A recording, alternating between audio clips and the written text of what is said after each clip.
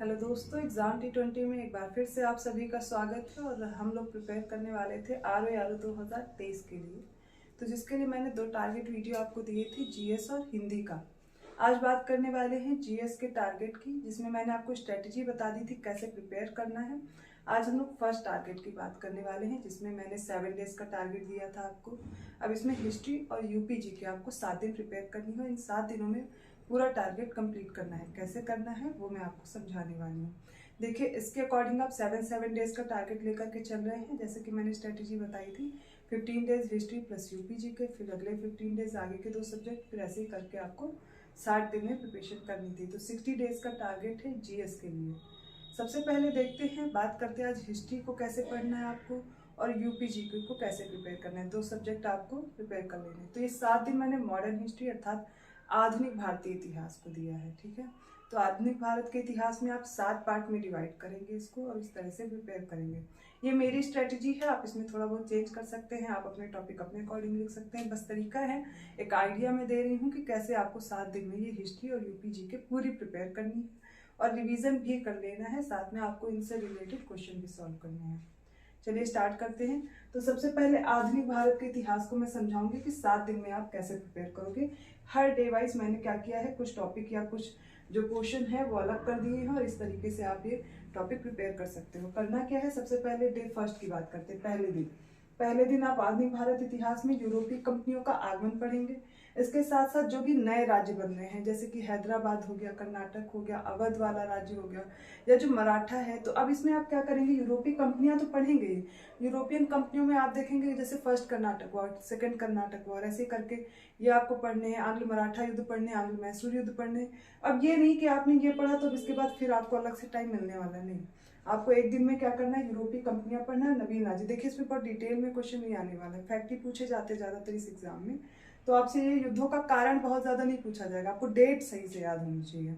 तो सबसे पहले एडवेंट ऑफ यूरोपियन कंपनीज, जो भी इंग्लिश वाले बच्चे, इसके साथ साथ जो नया स्टेट बन रहे हैं, हैदराबाद और मैंने बताया कर्नाटक, अवध, इन सबको आपको ले लेना है। तो नवीन राज्य जितने भी बन रहे हैं, पहले दिन आपको ये करना है। जब आप पूरा दिन प्रिपेयर करेंगे तो आपको शाम को क्या करना है, उससे रिलेटेड जो भी क्वेश्चन से आप प्रिपेयर करेंगे, कुछ क्वेश्चन भी साथ में सॉल्व करेंगे, तो ये टॉपिक आपके क्लियर हो जाएंगे। ठीक है, अब दूसरे दिन आपको क्या करना है, सबसे पहले जो रात में पढ़ रहे बच्चे सुबह रिवीजन करेंगे, जो पूरा दिन पढ़े हैं वो रात में रिवीजन करेंगे, वरना फिर आपको भूल जाएगा। तो जैसे आपने सुबह पढ़ा है, 3-4 घंटे दिए हैं हिस्ट्री को, तो उसके बाद आपको रिवीजन का टाइम चाहिए। अब इसके बाद क्या करेंगे, जब दूसरे दिन आप ये पढ़ना है, 1857 का विद्रोह पढ़ना है। इसके साथ में भारत में ब्रिटिश राज, इनका संवैधानिक विकास, गवर्नर जनरल, उनके समय पे कौन सा क्या रिफॉर्म्स हुए हैं या फिर क्या नई घटनाएं हुई हैं, वो ऐतिहासिक घटनाएं आपको पढ़नी है। तो 1857 का रिवोल्ट, कहाँ से कौन नेतृत्व कर रहा था, ये आपको पढ़ना है, क्या कारण रहे। बहुत ज्यादा इसमें टाइम नहीं लगेगा। और इसके साथ साथ आपको ब्रिटिश राज पढ़ लेना है। भारत में गवर्नर जनरल, वायसराय या ब्रिटिश से रिलेटेड और भी जो उपलब्धियां हैं वो सारी आप यहाँ पर देखोगे। ये दूसरा दिन आपका कंप्लीट हुआ। तीसरे दिन में जितने भी धार्मिक सामाजिक सुधार आंदोलन हैं, ये के सारे पढ़ने हैं। इसके साथ साथ निम्न जाति आंदोलन, किसान आंदोलन, है ना, इस तरीके के आंदोलन हुए, वो सारे आंदोलन भी ले लेने हैं। तो अब इस दिन के बाद आपके कोई भी आंदोलन बाकी नहीं रह जाने चाहिए। अब कुछ पत्रिकाएं भी उन्होंने साथ में प्रकाशित की, वो आप यहाँ पे देख सकते हैं। लास्ट डे हम टाइम देंगे, एक दिन बचेगा, उसमें आप कर सकते हो। तो जैसे कि धार्मिक सुधार आंदोलन है, सामाजिक सुधार, इसमें राजा राम मोहन राय के बारे में पढ़ना है, ईश्वर चंद्र विद्यासागर के बारे में पढ़ना है। अब यहीं पे सती प्रथा पे रोक कब लगी, किस वायसराय के समय पे, ये तो आप यहाँ पे पढ़ लोगे। डे 2 में, 3rd में भी आपका रिवीजन हो जाएगा। इस तरीके से आपको कनेक्ट करते हुए चलना है। तीसरे दिन में अब आते हैं 4th डे में। अब आपको स्वतंत्रता संघर्ष शुरू कर देना है, क्योंकि भारतीय राष्ट्रीय आंदोलन से काफी प्रश्न आते हैं। ये ऊपर का पोर्शन होगा, यहाँ पे हम शुरू करेंगे जब कांग्रेस बनी 1885 से। तो इससे पहले का आप यहाँ पे पढ़ चुके होंगे 3 दिन में। चौथे दिन आप स्वतंत्रता संघर्ष पढ़ोगे 1885 से 1919 तक, पहले पढ़ना है। और फिर 1919 से 1947, मतलब यहाँ पे आप देखेंगे 1919, यहाँ पे आप मार्ले मिंटो वाला जो सुधार है 1909 वाला, वो भी इंक्लूड करेंगे, वहां तक आएंगे। फिर 1909 से 1919 तक आएंगे।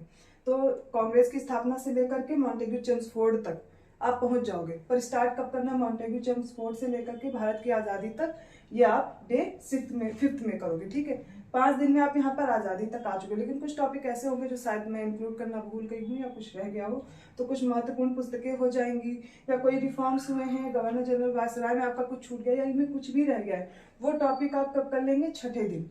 साथ में रिवीजन भी अच्छे से हो जाएगा। और लास्ट डे आपको सिर्फ क्वेश्चन सॉल्व करने हैं, और जो क्वेश्चन नहीं सॉल्व हो रहे हैं आप देखिए वो कौन सा टॉपिक आपका सही से प्रिपेयर नहीं हुआ है तो फिर से पढ़ लेंगे। 7 दिन में 7 तरह से डिवाइड कर दिया। मॉडर्न हिस्ट्री आप प्रिपेयर कर चुके हो, क्वेश्चन भी सॉल्व हो गए, रिवीजन भी हो गया। रिवीजन का टाइम जरूर दीजिएगा, क्योंकि एक बार पढ़ेंगे दोबारा भूल जाएगा, याद नहीं रहता। इतिहास है, इतना आसान नहीं, डेट आपको बहुत सी याद करनी है। तो आप कोशिश ये कर सकते हो कि डेली सुबह टाइम 1 घंटे का टाइम निकालिए रिवीजन के लिए। क्विक रिवीजन जरूरी है, वो करते रहिएगा इन टॉपिक को पढ़ने के बाद। तो ये तो बात हो गई इतिहास की। अब बात करते हैं 7 दिन में आप यूपी जीके कैसे पढ़ेंगे, उत्तर प्रदेश सामान्य ज्ञान, क्योंकि मैंने आपको 2 सब्जेक्ट दिए ना एक हफ्ते में, और साथ में हिंदी का टारगेट है। जो विलोम शब्द आप पढ़ रहे हो, डेली विलोम शब्द की क्लास भी आ रही है अब शाम को, वो भी कर सकते हो साथ में, और उसके साथ साथ आप खुद भी प्रिपेयर कर रहे होंगे। तो उत्तर प्रदेश सामान्य ज्ञान में पहले दिन आपको क्या पढ़ना है, अब इसका जो राजनीतिक परिचय उत्तर प्रदेश का, ठीक है, कितना लैटिट्यूडनल एक्सटेंट है, कितना लॉन्गिट्यूडनल एक्सटेंट है, कितने इसमें मंडल हैं, ये सारी चीजें, इसका कब क्या नाम था, कब नाम में बदलाव, सब राजनीतिक परिचय। और भौगोलिक परिचय, कितने भाग में विभाजन भौगोलिक रूप से प्राकृतिक रूप से है इसका, ये आप पहले दिन कंप्लीट करोगे। दूसरे दिन कौन सा संग्रहालय कहाँ है, कौन सा संगठन कहाँ है, कहाँ पे कौन सा पार्क है, कौन सा पर्यटन स्थल है, कौन सा संस्थान है, कहाँ पे है, ठीक है, ये इतनी चीजें आप कर लोगे। इसके साथ साथ सेंसस भी कंप्लीट करने हैं, और जनगणना अलग से दी गई है आपके सिलेबस में, एग्जाम पैटर्न में आप चेक करेंगे सिलेबस में तो अलग से जनगणना दी गई है। इंपॉर्टेंट टॉपिक है, प्रश्न तो आएंगे ही आएंगे यहाँ से, जब पता है यहाँ से प्रश्न आएगा तो सबसे पहले प्रिपेयर करिए। तो संग्रहालय के साथ साथ ये दूसरे दिन आपको जनगणना बहुत इंपॉर्टेंट है, ये प्रिपेयर कर लेंगे। 2 दिन हो गए।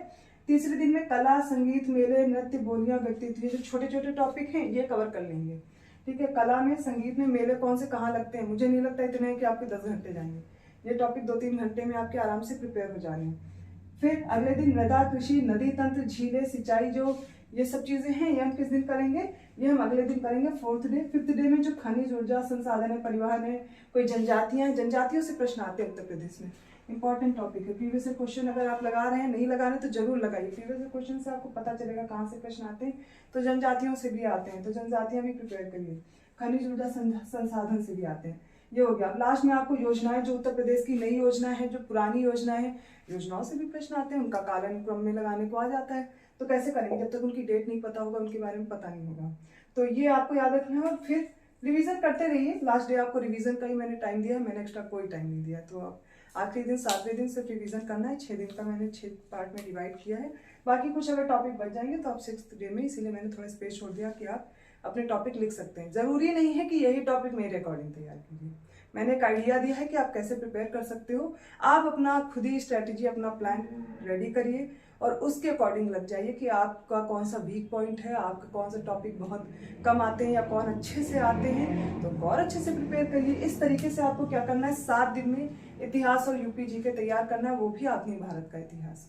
आई होप आपको समझ में आया होगा। तो फर्स्ट टारगेट कंप्लीट होने के बाद नेक्स्ट टारगेट पे मिलते हैं, सेकंड टारगेट पे, जब मैं आऊँगी आपको मध्यकालीन इतिहास और उसके साथ साथ प्राचीन भारत का इतिहास, इन दोनों का टारगेट मैं देने आऊंगी अगले जो सेकंड टारगेट में आऊंगी। तो पहला तो 7 डेज में आप लोग कंप्लीट करिए और कमेंट करके बताइएगा कि आपको ये टारगेट वीडियोस कैसे लग रहे हैं, और अगर कोई प्रॉब्लम होती है तो आप कमेंट करके मुझसे पूछ सकते हैं।